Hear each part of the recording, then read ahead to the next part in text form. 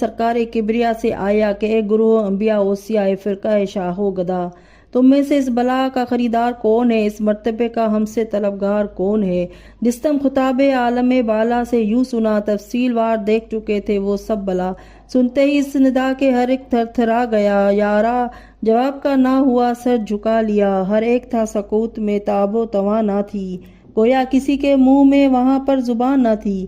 جب ایک عرصے تک تمام روحوں کو سکوت رہا، نہ کسی نے سر اٹھایا نہ جواب دیا، تو بحکم ذوالجلال منادی نے ندا کی کہ جب تک تم میں سے اس بلا کو کوئی قبول نہ کرے گا، آدم علیہ السلام کی خلقت کا حکم ہرگز صادر نہ ہوگا، کیونکہ جب خلقت انسان ہوگی تو ان سے جرم و خطا دم بدم سرزد ہوں گے، بس بقدر گناہ مستوجب سزاوار متوسر ہوں گے۔